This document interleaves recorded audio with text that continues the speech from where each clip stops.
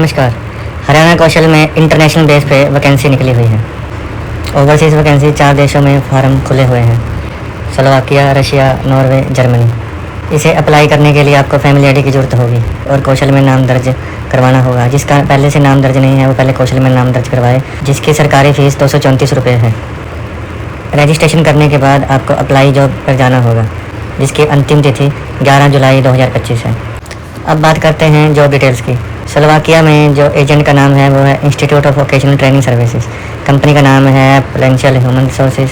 Job title है agro factory worker, जिसकी total vacancy 25 है। सिर्फ पुरुष ही इस आवेदन को अप्लाई कर सकते हैं और जो आयु लिमिट दे रखी है वो है 21 से 40 वर्ष।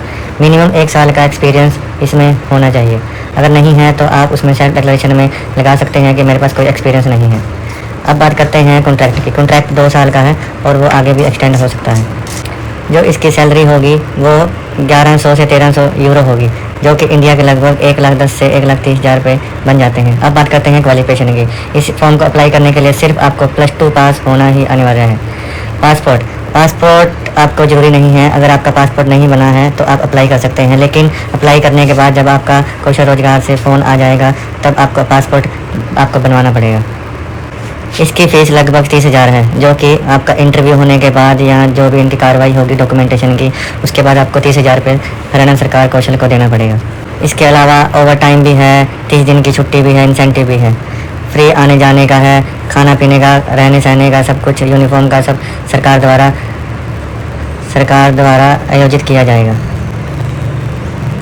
ऐसे ही रशिया में वेयर हाउस हेल्पर की नौकरियाँ हैं, जो कि लगभग 50 हैं। तो पुरुष ही इसको अप्लाई कर सकते हैं। इसकी भी एज लिमिट 21 से 40 होगी। जॉब एक्सपीरियंस आपको कम से कम 6 महीने का होना चाहिए। अगर एक्सपीरियंस नहीं है तो आप नो एक्सपीरियंस का सेल्फ डिक्लेरेशन भी लगाकर फॉर्म भर सकते हैं। इसका कॉन्ट्रैक्ट पीरियड 2 साल का होगा। इसके ड्यूटी आवर्स की अगर बात करें तो हफ्ते में आपको 40 घंटे काम करना पड़ेगा। इसकी सैलरी होगी वो 64,000 होगी, जो इंडिया के 65,000 के बराबर होगी। इसको अप्लाई करने के लिए भी आपको +2 पास होना अनिवार्य है। इसकी फ़ीस भी सरकार को 30,000 देनी पड़ेगी जब आपका वीज़ा अप्लाई होगा। इसमें भी सेम वही ओवर टाइम, अकोमोडेशन फ्री, सब कुछ आने जाने का। अब बात करते हैं नॉर्वे में।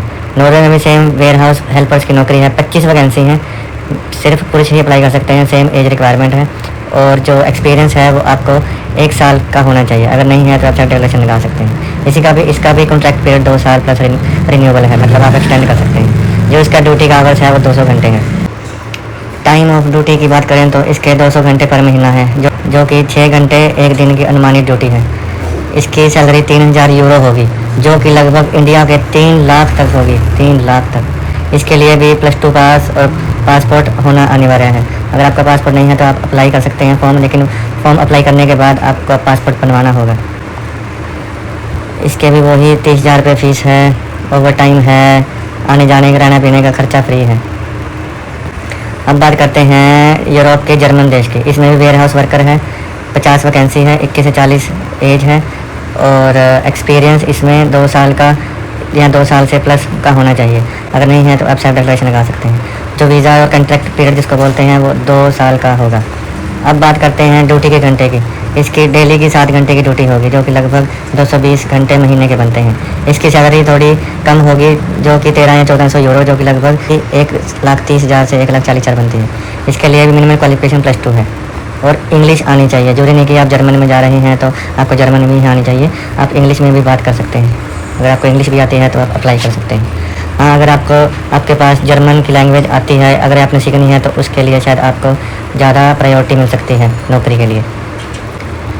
अब इसमें आपको ओवर टाइम भी दिया जाएगा और जर्मन लैंग्वेज सीखने के लिए ट्रेनिंग भी दी जाएगी जब आप फॉरेन कंट्री में जर्मन में पहुंच जाओगे।